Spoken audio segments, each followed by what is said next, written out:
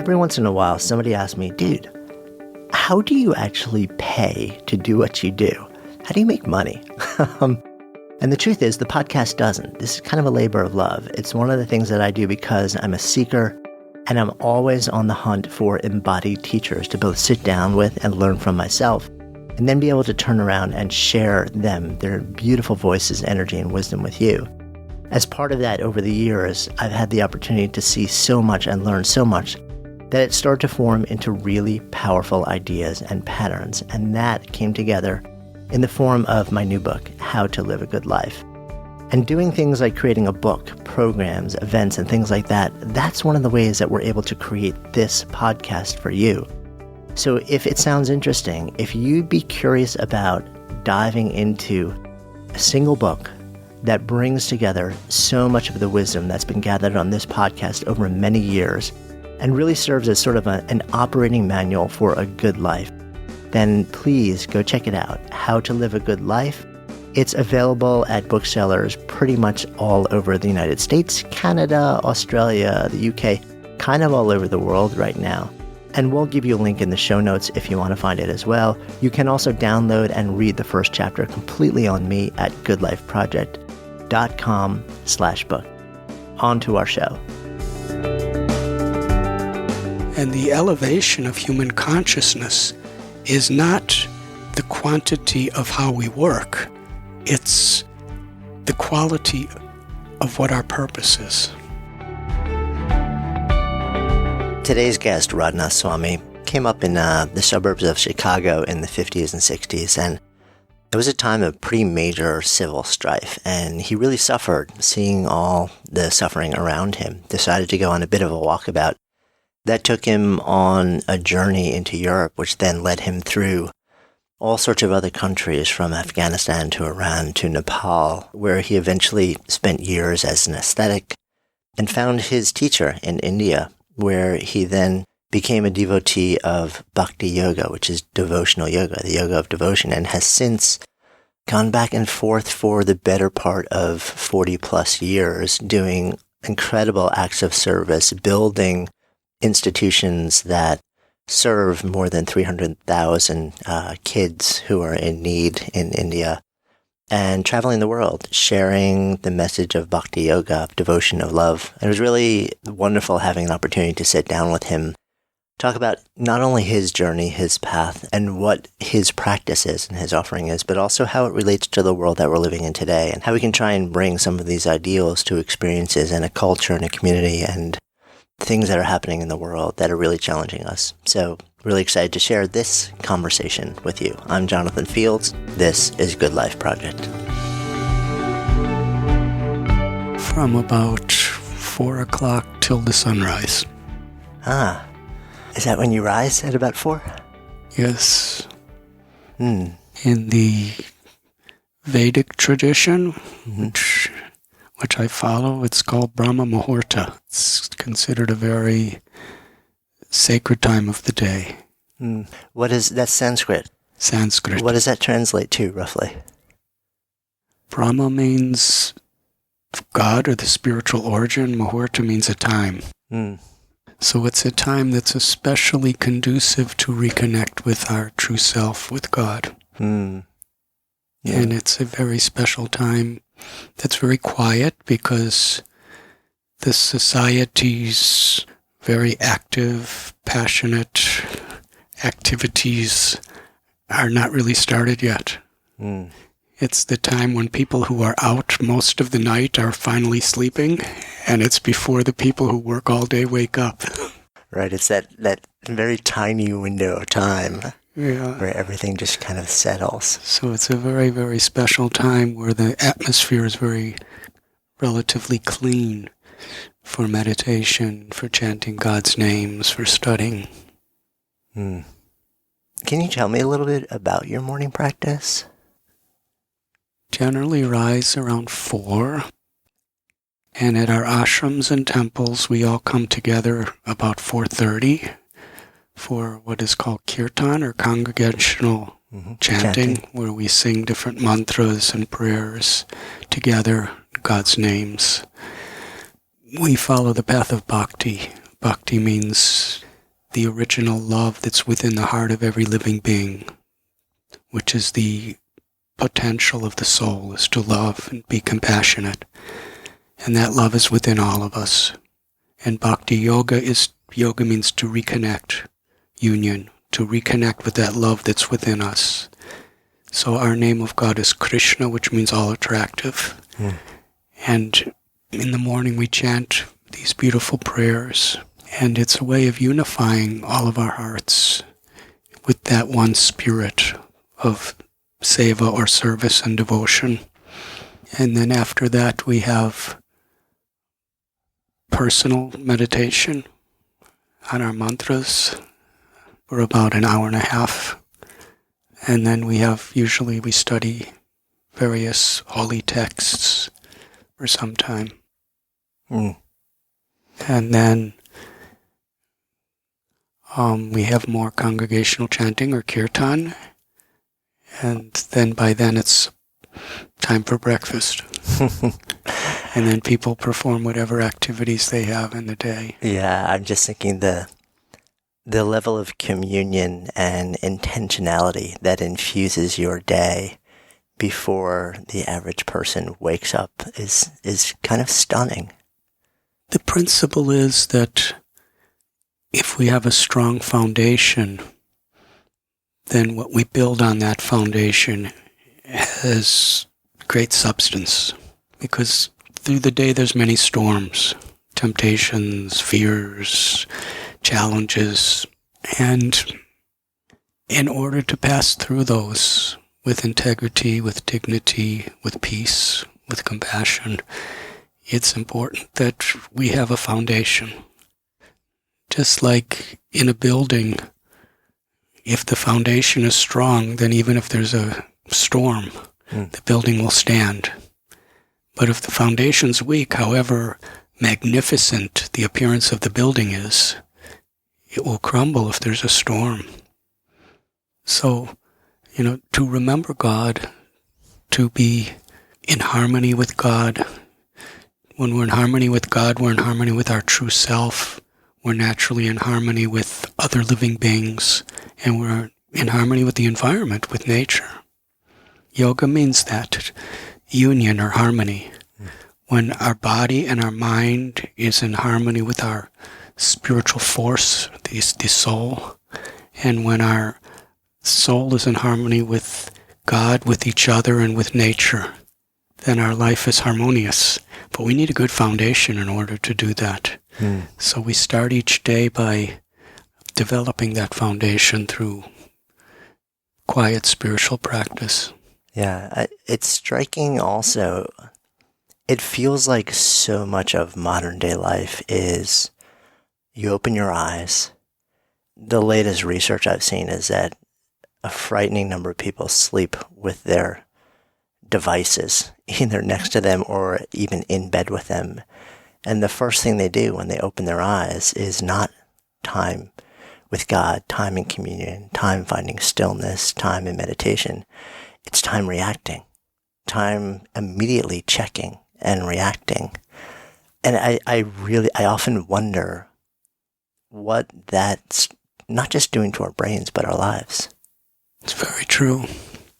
So often people are so obsessed with the quantity of what can be accomplished or what could be acquired that we disconnect with the quality of our life. And the quality of life is based on our relationships with people, our relationships with nature, our relationships with our true self and with God. That brings quality life. And when we connect with that quality life, then even if we're striving in our world of occupation or family, to accomplish things, it's with quality. Yeah, I love that, the elevation of quality. You use the word striving, which is an interesting word for me in the context of spiritual path. In Eastern tradition, more Buddhism, I guess. My understanding, and this is a struggle that I've had. I've spent time with the Bhagavad Gita and the Upanishads and various texts and various teachers, and the idea of striving without attachment, or can you have one without the other? If I'm curious, I would love to hear more around the idea of integrating striving into your life in a way that's healthy and supportive. This is really addressing the very heart of the Bhagavad Gita and so many of the great spiritual texts. And it's very much at the heart of bhakti, or the yoga of devotion. Krishna tells in Bhagavad Gita that we should not be attached to the results of our activities, but we should be attached to the quality of why we're doing it and who we're doing it for and the integrity in which we do it. The real success of our life is in that quality, not in the quantity of what we receive from a material perspective. Because in many ways, what the material results are is beyond our control, whoever we are. But the goodness of our intention, the sincerity of our compassion is within our control. So the Gita teaches that we should strive to do the best we can in whatever occupation we're in, whether in business or engineering or science or education or farming or banking. We obviously need to strive because it's a competitive world. But it should not be with greed. It should not be with arrogance, with envy. It should be in a spirit of expressing our gratitude and our compassion in our life. Tell me how attachment interacts with that. I mean, you've spoken to it to a certain extent, in Arjuna's quest and the conversation with Krishna. In the context of everyday life, I guess this is the struggle, and to a certain extent, I'm trying to pass through the conversations I've had with listeners, because I wonder if this would be a question they would love to hear your wisdom on, which is the idea of, it feels very difficult, the notion of putting all of your efforts, all of your energies into striving for something without forming an attachment to attaining it. You look at, from a practical real-world standpoint, scientists, researchers who are trying to come up with a cure for a pervasive disease in society. And while many researchers are absolutely just driven by the process of discovery, Richard Feynman, famous physicist, it was about the joy of figuring the thing out. If you remove the carrot at the end of it, how do we get people to work? Does the striving, does the work towards some auspicious end still happen if we truly detach from attaining that end? I'll give an analogy and then try to explain it further. A mother will strive 24 hours a day if necessary to take care of her baby child. She's not making money. She's not getting power. She's not getting fame. But she will strive as hard or harder than any businessman or scientist because she loves the child. So love is the most powerful motivator. So if what we're doing, and this is the very heart of the Gita, if whatever occupation we have, if we tune in to our true self, and when we tune into the true self, we tune in to God. And there's a beautiful verse that when you water the root of the tree, the water will naturally go to every leaf, flower, and twig of the tree. So when we actually tune into our true self, we tune into God, then we naturally understand our relationship, and the love that is within us extends toward all living beings, toward the environment, because they're all connected to God. We see every living being as a child, a brother and sister, and we see the environment as the sacred property of God. And then we're striving, but not with greed, not to exploit. We're striving because we have a higher purpose to express our love and be compassionate. In our ashram in Mumbai where I live, they're simple farmers who are just growing a few crops, but they're doing it in a spirit of love and devotion to God and sharing whatever they have with others. And we also have multi-millionaires and even some billionaires who are doing the same thing as the farmer, in the sense that they're working really hard, international competition, but they're not just doing it out of greed. They're doing it so that with whatever their gain, they can actually be instruments of compassion and kindness to others with that, through spiritual, social activism. So you could be motivated by compassion, by love, like the mother, or you could be motivated by greed and a desire for power and a desire for selfish interests. And the elevation of human consciousness is not the quantity of how we work, it's the quality of what our purpose is. I love the idea of being an instrument of compassion and love. When we look at what's happening in the world today, you and I are sitting here on a beautiful day in the Upper West Side of Manhattan, recording this shortly after a vice presidential debate in this country. And when we look at what's going on in the world today, I don't know whether there's so much transparency and so much coverage at this point that we're just seeing a lot more of the opposite of love and compassion, or whether somehow there is more of the opposite. And I wonder if being tuned into the media in any form or the online world tells a story of more separatism and isolation and self-satisfaction, judgment, hatred, than compassion, love, service. And because it feels like if you want to move into this world today from a place of love, from a place of generosity and compassion, devotion, that the forces coming against you are big and bold. And my sense is that a lot of people are really struggling with this. How to lead from this place of pure heart in a world that feels like it's going the opposite direction. For that very reason, it's very important that we have a moral, ethical, and spiritual foundation in our life, because there are so many storms that will inevitably come upon us during our days.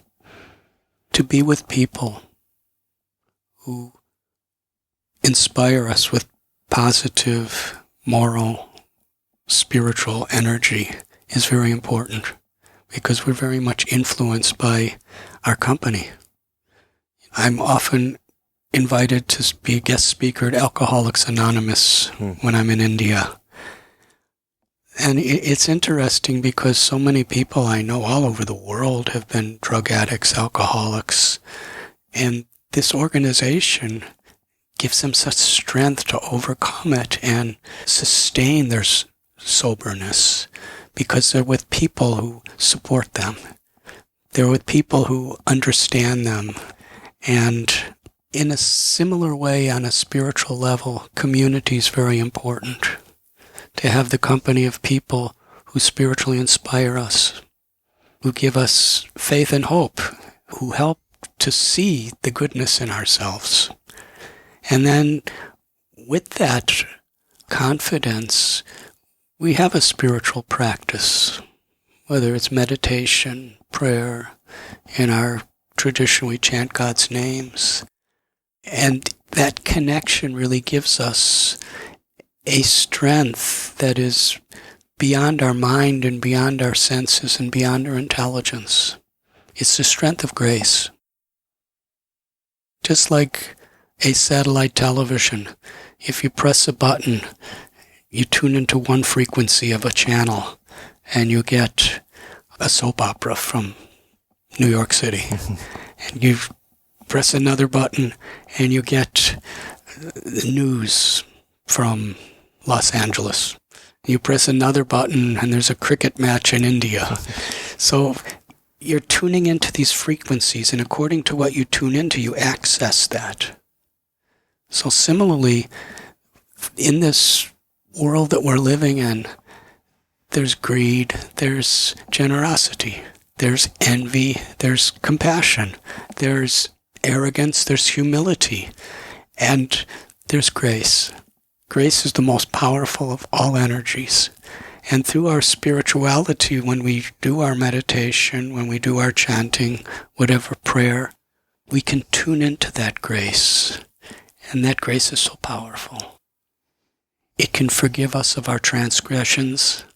It can empower us to be instruments of that grace in our life. And then the rest of our day becomes something very meaningful and very beautiful because we're instruments of that compassion, as you said, in whatever we may do. At a time where my sense is the experience of grace is so foreign to so many, how do we know what that feels like anymore? How do we know when we're in it? First of all, we have to learn how to tune into that frequency. And that's what, the holy books and the holy teachers are teaching us. And then when we actually tune into that frequency, then we know it's an experience where we can truly appreciate that the value of service is far more satisfying than the value of our selfish aspirations. Is grace, as you're sort of describing grace, the phrase Jivamukti came into my head, which my understanding translates roughly to liberated being, which I've always looked at as something that in a practice you might strive to explore, but very few people ever actually experience. And so when you're talking, my first thing, is grace that same state? My sense is it's not that, and tell me if I'm projecting or hoping, maybe, that grace is something that very likely exists all around us and within us all of the time, and it's less about creating it, and it's more about reconnecting with it. Exactly. Grace is not created. God is the extension of His love to every living being, which is forever. It's like the sun is shining for everyone at noon. And some people are in a cave and some people come out in the sunshine. Grace is that sunshine. It's the extension of God's love, God's compassion. And our spiritual practice is meant to take us out of the cave of our selfish egoism, those tendencies, and actually experience the light of God's love in the form of grace. And once we experience that, then our greatest joy in life is to share that with others. It seems one of the aspirations, or one of the things that we might work towards, is deepening self-knowledge. And you can go to school in the United States to study all sorts of fields of, professional education, get certifications and degrees. What are the first steps for us to start to take, following the name of your recent book, The Journey Within, to the process of self-discovery that searches inside of ourselves and really asks the question, who am I? What matters to me? What's the entry point? That's the beginning. When we have an experience in our life that there is something beyond all these ever-changing experiences of life. There's a proverb: you can tell how rich you are by counting how many things you have that money can't buy. Mm-hmm. Because we see in the world, there's people who really have very little materially and they're suffering. But we see that even the wealthiest millionaires and billionaires are suffering. Essentially in the same way, but apparently in different ways. There's suffering of the body and mind, there's suffering caused by other living beings, there's suffering caused by natural disturbances, and they apply to everyone. And whether we fulfill our material ambitions and we realize this isn't really where it's at. I remember one of my dear friends was very close with George Harrison of the Beatles. And when he was on the top of the world with the Beatles, he had wealth, he had fame, he was young, he was tremendously talented as a musician. Everything he was striving for, he had it. But he understood he didn't really have anything. There must be something beyond this. There must be something deeper than this. Because, when we don't have something, we think we'll be happy when we have it. But when we have it, there's not much more happiness. So what is it? So, that led him to the spiritual path. So it's very important, beginning in our spiritual life, to recognize that there is something very beautiful and very wonderful at the core of being a living being. And what is that? What is beyond death? Is there something?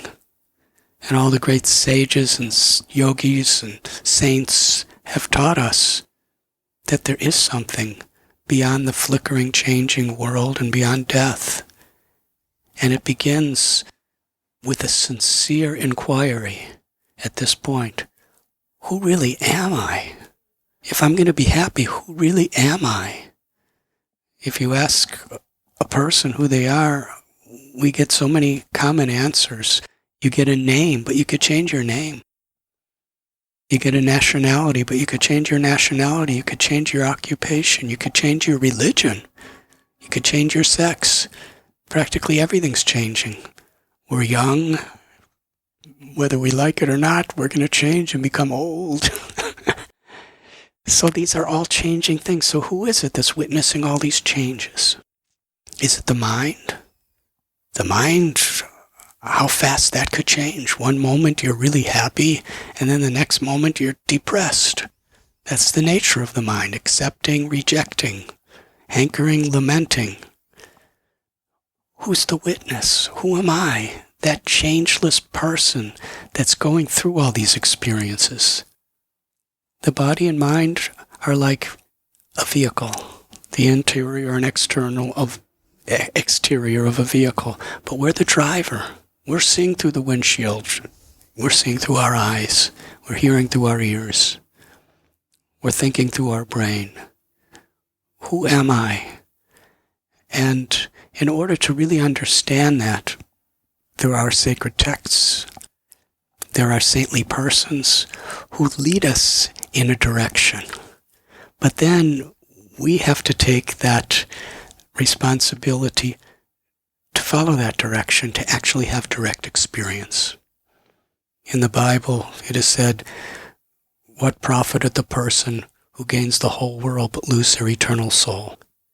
And in the Bhagavad Gita, Lord Krishna tells, Najayate mriyate va kadachit, that the true self is beyond birth and beyond death, eternal. And what is the nature of the self? What is the nature of the soul that's beyond birth and death? It's to feel the infinite, limitless, sweet love of God, which comes through grace everywhere. To tune into that grace and to be an instrument of that grace through seva, through service in whatever we may do. And then our occupation, our activities become part of our yoga practice, part of our spiritual path. Once my guru, Prabhupada, was asked, why did you come to this country of America? It was in New York City. Mm-hmm. He came in 1965 to bring this message of bhakti. And he said, I have not come to convert. I have come to enlighten. I've just come to remind you of what you have forgotten, that you're a beautiful part of God. And there's love for God within your heart. And you're beautiful souls with a beautiful potential. I've just come to remind you. And through his path, through chanting God's names and living a life in harmony with our spiritual nature, then that love awakens. When I think about the word God, and it's a word that you're very comfortable with, when we step outside of this room and God is seen in different ways by different people and defined in different ways, sometimes in ways that bring us together, but increasingly in the world around us, it seems in ways that not only drive us apart, but are used as rationale for violence against each other. I know you've written about and spoken about your understanding of God and of it, there essentially being this one presence that people speak of differently. Take me to the conversation around that a little bit. We were giving the analogy of the sun. In India, the sun is Surya. In English, we say the sun. In Mexico, I believe it's Sol. Yeah. So every language has a different name for the sun. And the sun does rise in Mexico, and it rises in India. It rises in America. So when the sun rises in America, is it an American sun? When the sun rises in India, is it an Indian sun? The sun is the sun. It has many names. In a similar way, the Bhagavad Gita tells, Yada yada hi dharmasya glanir bhavati bharata abhyutanam dharmasya tadatmanam srajamyaham. This is Sanskrit. It means the one supreme truth, the Father, the Mother, the origin of all living beings and everything that exists, the ultimate object of love, the ultimate object of our heart's deepest aspiration to love and be loved, appears with different names, in different ways, with different forms, throughout history, but essentially to teach us the same message, which in Sanskrit is called Sanatana Dharma. Who really are we? Dharma means occupation. It can also mean religion. It can also mean spiritual path. It can mean nature, too. Our true nature is to love. That's what everybody is longing for.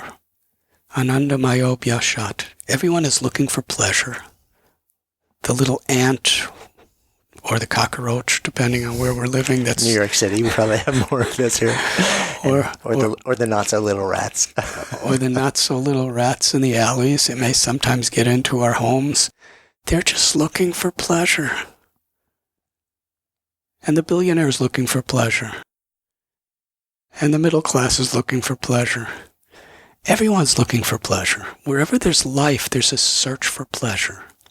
And the reason we don't like pain is because it interferes with our aspiration for pleasure. Why do we all have that in common? According to the Vedas, the Gita, it's because the living force within all of us is Satchit Ananda, is eternal, full of knowledge, and full of pleasure. And what is that pleasure? Things could give some sense of satisfaction to the mind and senses, but not the heart. If you take a little girl, say 4 years old, and give her so many beautiful dresses and jewelries and toys and computer technology games, but you don't give her love, she may look pretty, but she's going to live in misery. Because ultimately, the only thing that will satisfy her heart is to love and be loved. And that's true for all of us. So to find that love is what Sanatana Dharma is. God descends into this world with many names and many forms and speaks many languages throughout history to actually help us to understand the real direction that can bring us real satisfaction within our life. and that is the journey within. And to live in harmony with our own true nature, our own spiritual nature. So that's the essence.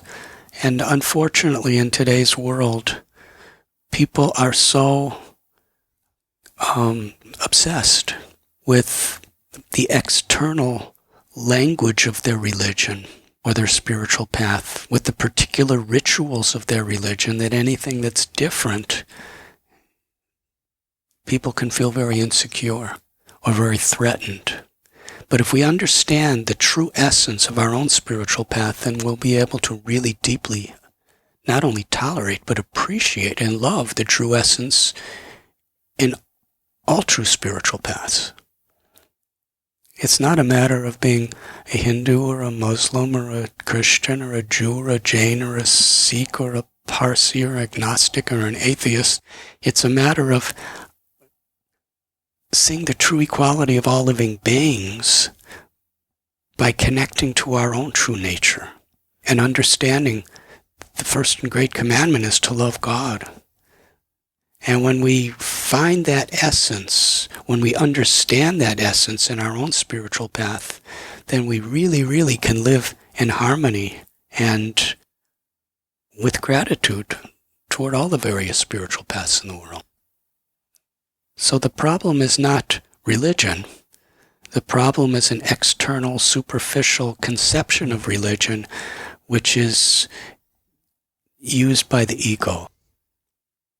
The basis of all spiritual paths is to help us to go beyond the ego, to transcend the false ego, and understand the true nature of ourself and God.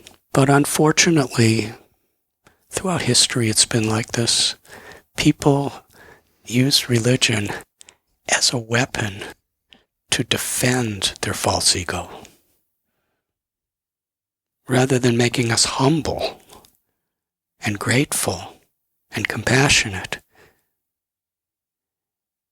It's a way of giving absolute justification for our false ego to act according to its whims.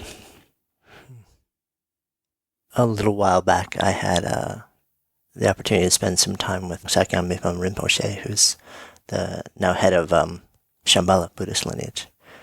And he's written about his firm belief that was handed down by his dad, Trungpa Rinpoche, that the fundamental nature of people is that we're good. And I said, really? And I so want to believe that. And it sounds, from the way that everything that you've offered, it comes from that fundamental assumption that our essential nature is goodness, is loveness, is compassion, is generosity, is kindness. And I do think I believe that. But sometimes I'm challenged when I just look at what's around us today, especially when you want to move through the day coming from that place. But I think that's a lot of the work that we're trying to do with these conversations with the community that we're building at Good Life Project, and clearly the work that you're doing in the world and on a much larger scale, the communities and service projects and everything that you've been building. You came to your spiritual path in an interesting way, too, your own personal journey. I would love to explore a little bit. You grew up outside of Chicago, brought up in a Jewish family. What was your earliest experience of faith or religion or spirituality? My family were religious, not in a ritualistic way, but in the way they expressed their feeling of responsibility to God through taking care of the family. My mother, my father, my uncles, my aunts, my grandparents, they expressed their religion through their acts in that way. They weren't so formally connected with the ritual aspect of the religion. But when I was growing up, I saw, as you were expressing, so much hatred in the name of a loving God, so much arrogance where I see we're supposed to be learning to be humble. And it really confused me. And I came to a point where I became more of a social activist to try to make changes in the world. And this was the 50s and 60s also, where there was tremendous civil unrest. And yeah, this was a moment in our history. This was the 1960s when I was just coming into my teenage years, and I was just caught between so many confusing situations. But even through my social activism, I could understand that unless there's really a goodness of the heart, it's not sustainable. It's almost hypocrisy. And I wanted to find that goodness of heart. And it led me on a spiritual search. But then there was a crossroads.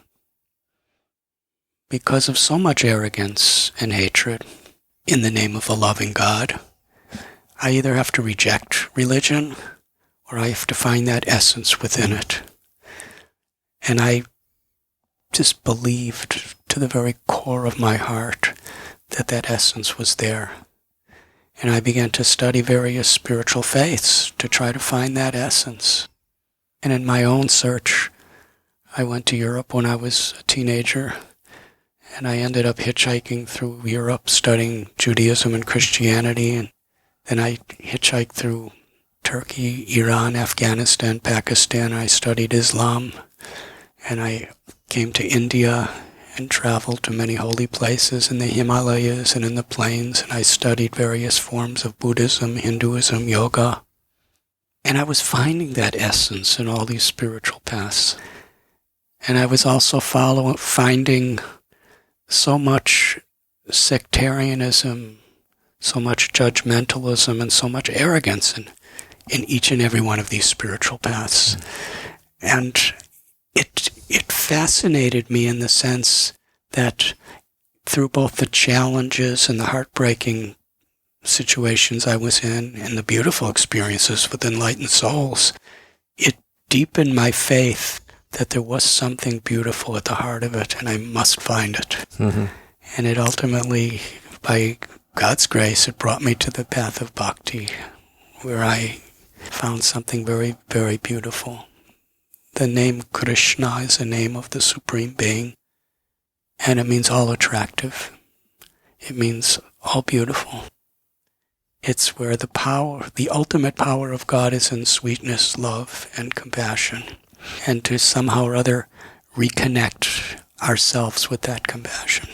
The journey that you took brought you to the other side of the world through a lot of experiences, a lot of study, through years of asceticism also, and I imagine a certain amount of suffering along the way and discovery.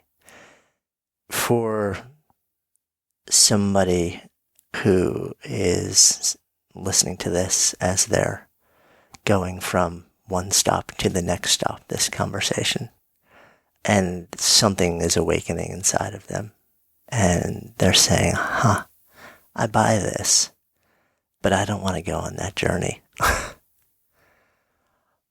Are there shortcuts along a spiritual path?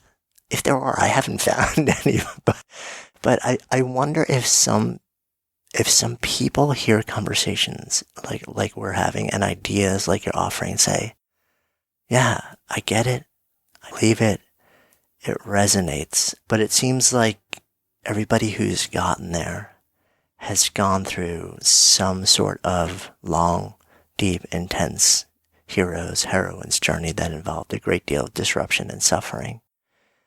Can I get to a similar place in my life without that? I traveled across the world to find my path. And I came back to visit my parents, and I remember sitting in their back porch and with full conviction understanding whatever I found there is right here. I really didn't have to go anywhere. The journey home is the journey within our own hearts. We can connect to that joy of the soul wherever we are. But sometimes throughout history, we get inspired by people's long, treacherous, dangerous journeys to find it. And then we actually really appreciate what it is that they strive for. But then we should understand that I really don't have to go on any external journey. I just have to learn how to know myself, to live in harmony with our own souls, body, mind, and soul, in harmony, to not exploit nature, but to learn to respect nature, to not exploit each other, but to learn to respect and appreciate each other. We may have a best friend who has cancer. We hate the disease, but we love the person who's diseased. So inherently, like your teacher taught you, everyone is good. Everyone is part of God in our tradition. Everybody is related. But somehow or other, this ego is like a disease. And the symptoms of the disease may be greed, it may be violence, it may be hatred, it may be so many things, depression. But we should see that the person is suffering these conditions, but the person, him or herself, is actually a beautiful child of the same Supreme Being. And then, even when we are activists against injustices, we don't do it with hatred, we do it with compassion. And that potential is in all of us.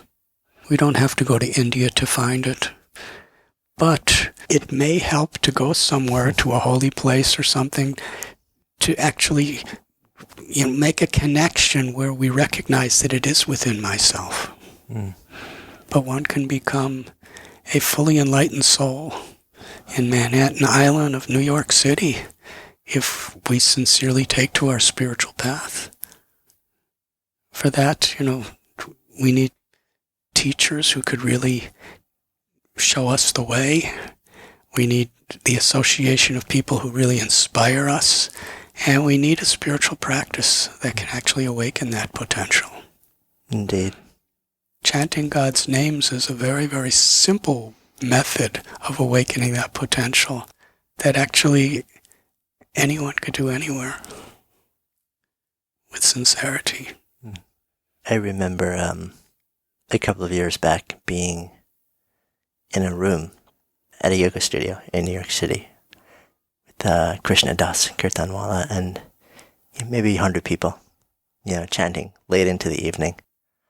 I'm guessing out of 100 people, 98 had no idea what any of the words that we were chanting meant. Yet there was an energy. It's not a mood, there was something that happened in the room that elevated everyone. Even having no understanding, there was no translation of the kirtan. And, and it was, typical call and response. And, it was magical. And, I think sometimes even if we, like you said, we don't have to go across the world. In fact, I sometimes wonder, so many times it's within, but also even if we just need to change places and be with other people in a place where there's some guidance and we're reminded, this is a place where we can touch stone together, or we can touch back into ourselves. I wonder too sometimes if the opposite phenomenon occurs, which is that somebody says, I'm ready for my journey. They've gone through a series of unfortunate moments in their lives or seasons, and I'm ready.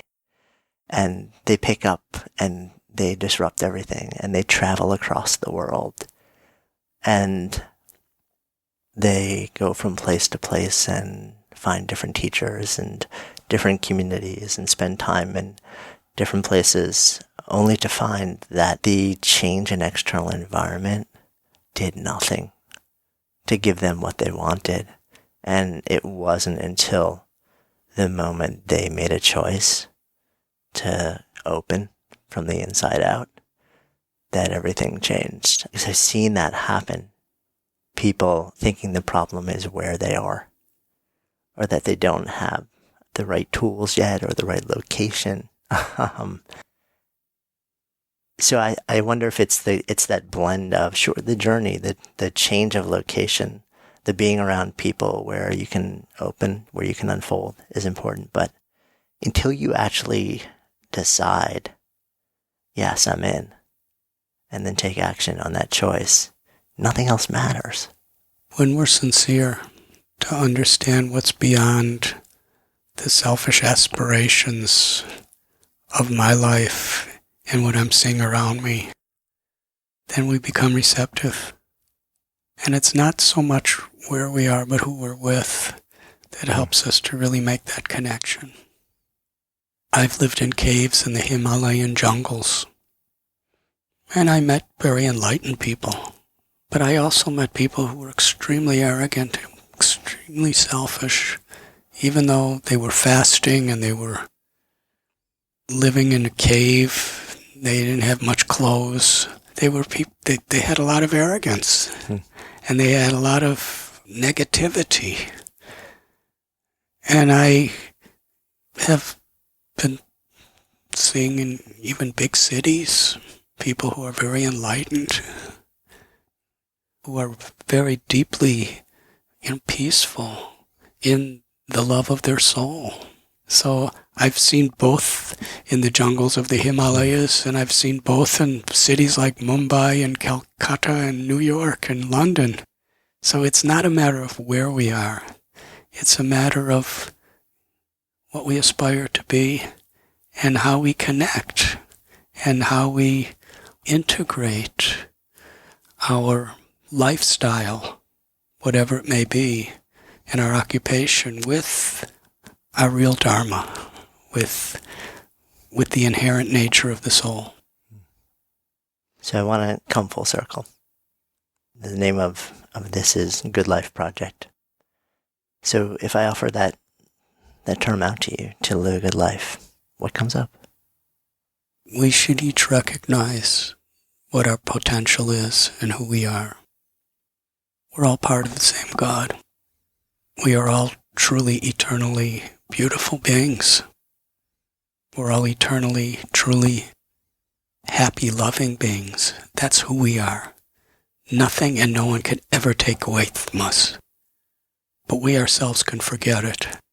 And we could be vulnerable towards situations and people that cause us to further forget it. Or we can make a commitment to actually recognize that beyond my vulnerabilities, beyond my propensities to fall into depression or sadness or greed or endless longings that are not fulfilled, whatever, heartbreak, there's something that is beyond that, and that's who I am. And we have to keep focused on the true beauty that nothing and no one can take away from us, our inherent nature. And to pursue in our life people and a spiritual path that actually help to awaken the truth of my potential. To love, to be an instrument of compassion, is the real beauty of life. It's who we are, it's who we've always been, and who we always will be. But how long are we going to be in forgetfulness of that? That's the question we should ask ourselves. And when we really are determined, yes, I want to make a positive difference in my life, and I want to really make a positive difference in this world, and I want to reconnect and have that spiritual foundation I could build my life upon, then we will seek out people who will enlighten us, and we'll seek out a spiritual path, not a sectarian concept, but something that will actually bring out that divinity. The word mantra, man means the mind, trayate means to liberate. Sri Chaitanya, who is one of the great avatars of India, he taught that the mind is like a mirror. And when you look in the mirror, you're supposed to see yourself. But when the mirror is covered by layers and layers of dust and debris and pollution, then when you look in the mirror, all you see is that dust, and we think that's me. Spiritual process. In our tradition, it's chanting God's names especially. It's a method of cleansing the mirror of the mind. And when the mind becomes clean, cleansed of the dust and the debris of envy and arrogance and selfish passions and greed and illusions. In other words, these are various byproducts of the false ego. As the mind becomes cleaned through our spiritual process and through our lifestyle, then we actually see who we really are. And we see we're part of God. We're truly beautiful people. Let the shine of my beauty come through whatever I'm doing. And that's good life. Thank you. Hey, thanks so much for listening. We love sharing real, unscripted conversations and ideas that matter. And if you enjoy that too, and if you enjoy what we're up to, I'd be so grateful if you would take just a few seconds and rate and review the podcast. It really helps us get the word out. And you can actually do that now right from the podcast app on your phone. If you have an iPhone, you just click on the reviews tab and take a few seconds and jam over there. And if you haven't yet subscribed while you're there, then make sure you hit the subscribe button while you're at it, and then you'll be sure to never miss out on any of our incredible guests or conversations or riffs. And for those of you, our awesome community who are on other platforms, any love that you might be able to offer sharing our message would just be so appreciated. Until next time, this is Jonathan Fields signing off for Good Life Project.